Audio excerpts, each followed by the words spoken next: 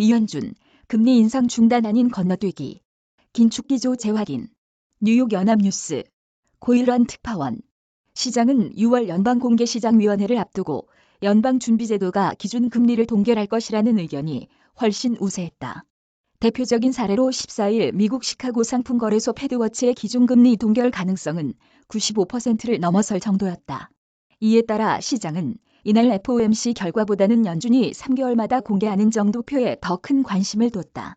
6월 기준금리 동결이 긴축적인 통화정책의 방향 전환을 의미하는 금리 인상 중단인지 혹은 긴축 기조를 유지하면서 일시적으로 기준금리 인상 결정을 건너뛴 것인지 확인이 필요하다는 것이었다.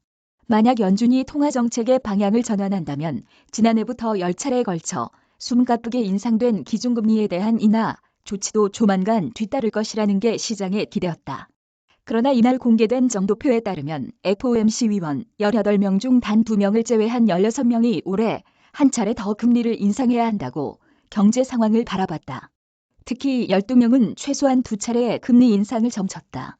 기준 금리가 현재보다 0.50%포인트 높은 5.75%까지 올라갈 수 있다는 것이다. 18명 중 10명이 올해 금리가 최고 5.25% 수준에서 유지될 것이라는 입장을 내놓은 지난 3월보다 더 매파적 분위기가 확산한 셈이다. 제롬 파월 연준 의장도 FOMC 이후 기자회견에서 거의 모든 위원이 올해 기준금리를 더 올리는 것이 적절하다는 입장이라고 소개했다. 특히 파월 의장은 연내 금리 인하를 예상하는 위원은 없다며 시장의 기대에 찬물을 끼얹기도 했다. 연준의 이 같은 태도는 최근 미국의 인플레이션이 꾸준히 개선되고 있지만 아직도 안심할 수 없는 단계라는 판단에 따른 것으로 보인다.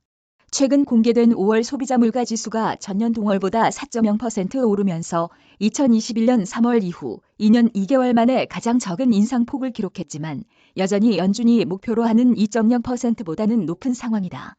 특히 파월 의장은 변동성이 큰 에너지, 식품을 제외한 근원 CPI에 주목했다. 5월의 경우 근원 CPI는 전년 동월보다 5.3% 상승했다. 이에 대해 파월 의장은 식품과 에너지를 제외할 경우 물가에 큰 진전이 없는 상태라고 지적했다. 특히 연준은 아직도 뜨거운 고용 시장에 주목하고 있는 것으로 보인다. 미국 5월 고용 상황 보고서에 따르면 지난달 비농업 일자리는 33만 9천 개나 증가했다. 또한 3.7%인 실업률도 아직 고용 시장이 탄탄한 상태라는 점을 나타내고 있다. 이와 관련 파월 의장은 연준은 과열된 경기가 진정되고 인플레이션이 잡혔다는 신뢰할 만한 증거를 보고 싶다고 말하기도 했다. 아직은 긴축 정책을 종료하고 금리 인하를 단행할 시점이 아니라는 것이다. 파월 의장은 물가 인상률을 2%대로 끌어내리겠다는 목표를 재차 언급하면서 연준은 무엇이든지 할 것이라는 의지를 보이기도 했다.